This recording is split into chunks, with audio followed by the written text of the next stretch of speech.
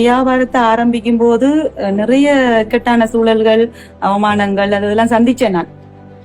இவ்வளவு கஷ்டப்பட்டு இவங்க ஆரம்பிச்ச வியாபாரம் என்ன, இன்னைக்கு இவங்களோட வளர்ச்சி என்ன? இவங்க தான் சமேஸ்வரி. திருகோணமலை பாரதிபுரத்துல ஒரு சோப் வியாபாரம் 2020-21 காலப்பகுதியில ஸ்டார்ட் பண்ணாங்க. அந்த வியாபாரம் இன்னைக்கு வரைக்கும் அவங்க வீட்டுல இருந்துதான் நடக்குது. ஆனா அவங்க சாதாரணமா ஆரம்பிச்ச வியாபாரம் இன்னைக்கு பெரும் வியாபாரமா மாறி இருக்கு. அது மட்டும் இல்லாம அவங்களோட வாழ்வாதாரத்துக்கான தூணாவும் மாறி இருக்கு.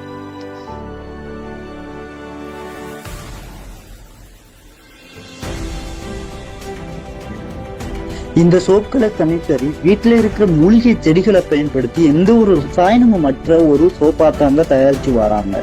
இப்படி இருக்கிற இந்த சோப்புக்கு ஐஎஸ்ஓ சான்றிதழும் கிடைச்சிருக்குங்க. இது எந்த வீட்டு தோட்டத்துல இருக்கிற மூலிகை தான். இதுதான் இந்த வாழ்வாதாரத்துக்கு உறுதுணையா இருக்கிறாங்க.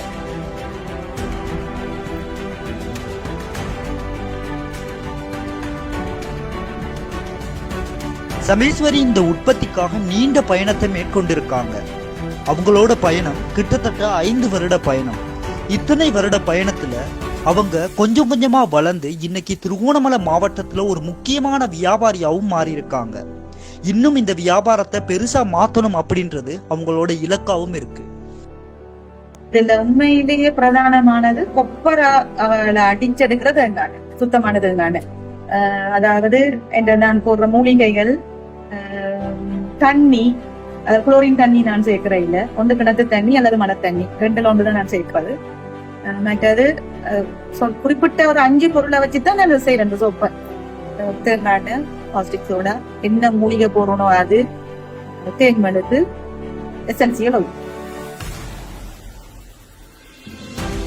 சமேஸ்வரி அடுத்த கட்டமா ஹோட்டல் சோப் தாங்க தயாரிக்க இருக்காங்க. இன்னைக்கு இவங்களோட சிறு வியாபாரம் பெரு வியாபாரமா மாறுறதுக்கான தருவாயில இருக்கு. இப்படி இருக்க நாங்களும் இவங்களோட வியாபாரத்துக்கு கை கொடுக்கலாம்.